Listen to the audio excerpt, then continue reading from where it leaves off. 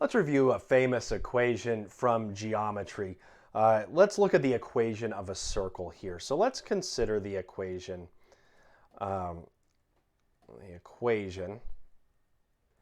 x squared plus y squared equals 25. And we'll note here, if you recall from geometry, the equation of a circle was x squared plus y squared equals r squared. And so what we know about this particular circle, this is a circle, first of all, centered at the origin. There's no transformation, moving it up, down, left, or right. So this is centered at the origin. And because the formula follows x squared plus y squared equals r squared, this right here, 25, would be r squared. And so we know it's a circle centered at the origin with radius of 5. So the question, and I'm going to do a little graph of it. It's pretty easy to graph though. But the question that we want to ask ourselves is, what is the rate of change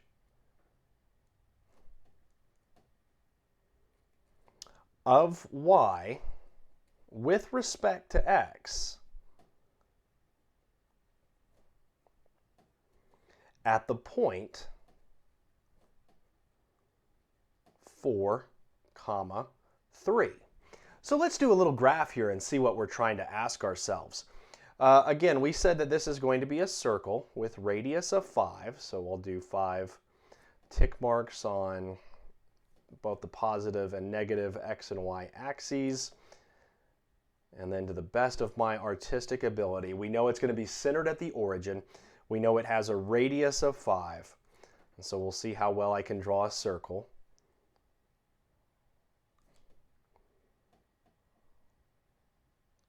Okay, definitely have done worse. So what we're asking ourselves is, what is the rate of change of y with respect to x at the point 4, 3? And we should see here is the point 4, 3. So a couple of things to note. One, this particular circle, that does not fit our definition of a function where we have, for every input, we get no more than one output. It fails the vertical line test that you learn about in algebra. But I can look at this and say, you know what, at the point 4, 3, the rate y is changing with respect to x. In fact, I could even draw the tangent line right here, and it would have a negative rate of change, because from left to right at this particular point 4, 3, this particular function is decreasing. So let's take this equation right here, x squared plus y squared equal to 25, and let's see if we can't get the rate of change of y with respect to x. Let's see if we can't get dy dx equals out of this particular equation. So what I want to do is I want to go ahead and differentiate both sides of this equation with respect to x. Remember, this differentiation, that's an operator. And so I can differentiate both sides of this equation. So what I'm going to get here, this is a sum, so I can break it up. All of my derivative rules are going to apply. This is the derivative with respect to x of x squared plus the derivative with respect to x of y squared, and it equals the derivative with respect to x of 25. So now I can take each of these individual derivatives. Well, the derivative of x squared, we've worked with that long enough. We understand that is equal to 2x. The derivative of y squared, this is really this implicit differentiation step in this lesson. The derivative of y squared with respect to x, so let's put our plus. Derivative of y squared with respect to x is the derivative of y squared with respect to y, which is 2y. So kind of similar to what we saw with x squared, except because I'm differentiating with respect to x, I now need to multiply it by dy over dx. Now that if I look over on the right side, remember that the derivative of a constant with respect to x, that constant is not changing. The derivative of it is equal to 0. So what I have now is I have an equation where I've got dy dx, and now I want to algebraically manipulate this where I get dy dx by itself. So let's start off by subtracting the 2x, and that gives me 2y dy dx is equal to negative 2x.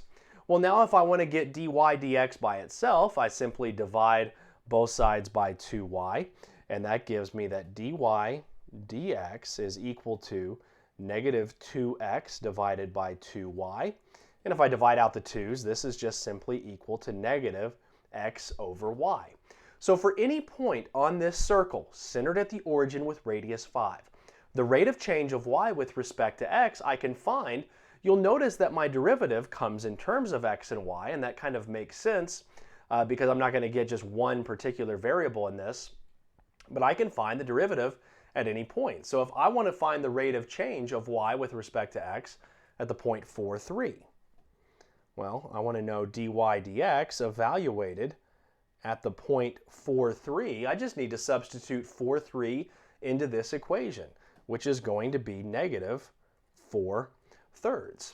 And in fact, because I have the point and now I have a rate of change, I can write the equation of the tangent line that actually crosses this circle at that point and has the exact same rate of change.